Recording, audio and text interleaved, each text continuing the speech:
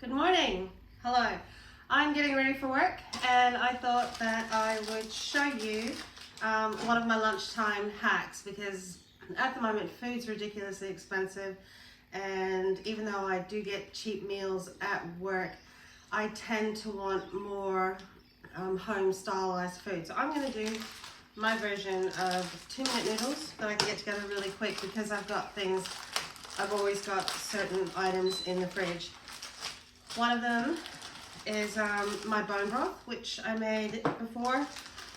So I've got beef bone broth, which I'm going to pour into my container that I'm going to take to work. 2-minute noodles. I've got mee goreng, which are just like the best 2-minute noodles on the planet. And yes, I know, shouldn't be having these type of noodles or whatever, but I don't have time. They're cheap and they're tasty.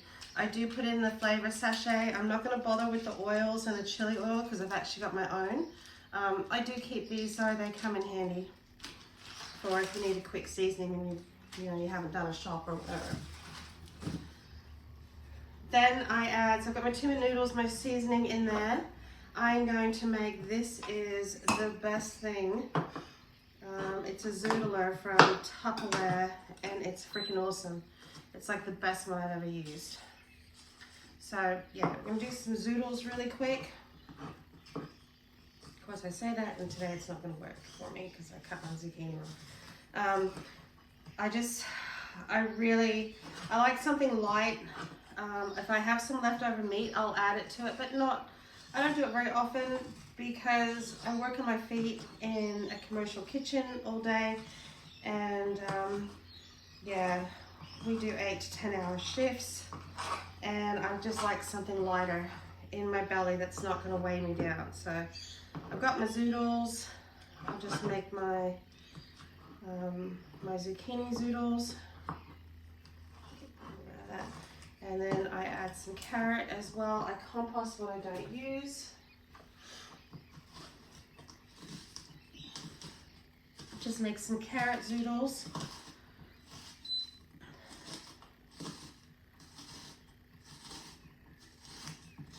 And add that into the mix. I know it's really on trend. I think it was on trend a couple years ago to make your jarred 2-minute noodles.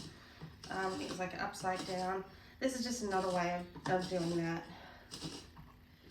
But just getting the kind of flavors in there that I want, and I actually enjoy lunch. And when I take my lunch, people comment on it, on my 2-minute noodle dishes. And I always say it's just 2-minute noodles. But having my beef bone broth, giving me that extra collagen and calcium, all the other stuff that comes from bone broth. So another reason why I don't need to add meat. Got my zoodles. I also have, this has been growing, I've had this spring onion, I call them, growing for years. Like I said in another video, you just cut them off and they come back all the time. So spring onions, again, another layer of flavor. Chop that up. So I grabbed that from the garden.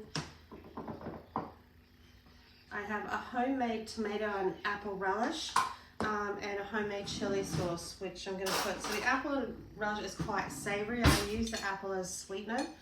A friend and I went to Twin Rivers. It's like a Salvation Army grocery store because our family is struggling financially. I'm the main income. My partner's retired, so we go to places like that because we get food that's Best Buy. It's good quality food.